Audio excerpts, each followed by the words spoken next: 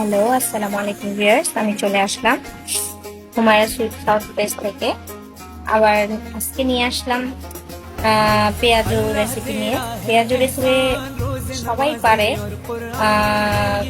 সবাই একজন এক এক রকমের খায়। আমি আমার বোন যেভাবে পছন্দ করি সেভাবে নিয়ে আসলাম।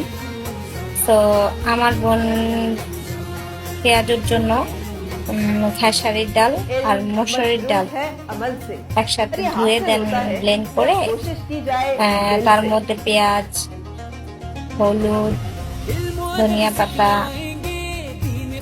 দিয়ে দেন ভালো মতো মিক্স করতে হবে। আর হচ্ছে সব ধরনের মশলা আপনার পরিমাণ মতো দিতে হবে, কোনটা কম কোনটা বেশি দেওয়া যাবে না। সব কিছুই পরিমাণ আছে, একটা পরিমাণ মতো দিলেই টেস্ট হবে। তো হলুদ হয়নি, তার জন্য আর একটু হলুদ দেওয়া হলো। তার মধ্যে ভালো মতো ব্লেন্ড মিক্স করে হাত দিয়ে ভালো মতো মিক্স করতে হবে। মিক্স করে দেন তার মধ্যে আর একটু পেঁয়াজ দিতে হবে, কারণ হচ্ছে পেঁয়াজের মধ্যে আপনার পেঁয়াজটা বেশি হলে ভালো লাগে খেতে, টেস্ট হয়।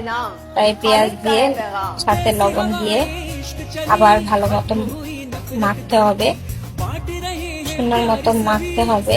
আশেপাশে সব দিক দিয়ে নিয়ে এটা ভালো মতো মেখে নিতে হবে।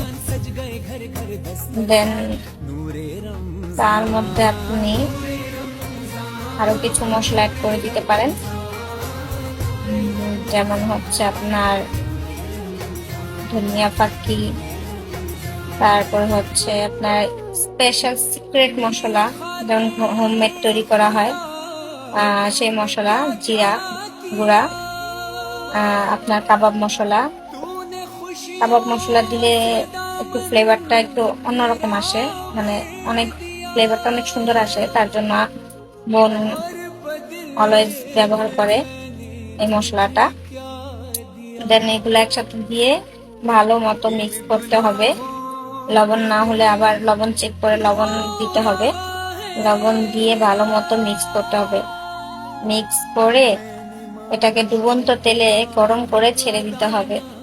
দেন গরম গরম উঠিয়ে যেভাবে সার্ভ করে আপনি সস দিয়ে বা মুড়ি দিয়ে পরিবেশন করে খেতে পারেন গরম গরম, দেখবেন অনেক অনেক সুস্বাদু। আমার বলতে বলতে মুখে জিভে জল চলে আসছে। তো এভাবেই নতুন নতুন রেসিপির জন্য সবাই আমাকে সাপোর্ট করবেন, যেন আমি নতুন নতুন কিছু আপনাদের সাথে শেয়ার করতে পারি। এখানেই শেষ করলাম। টাটা, বাই বাই, আল্লাহ হাফেজ।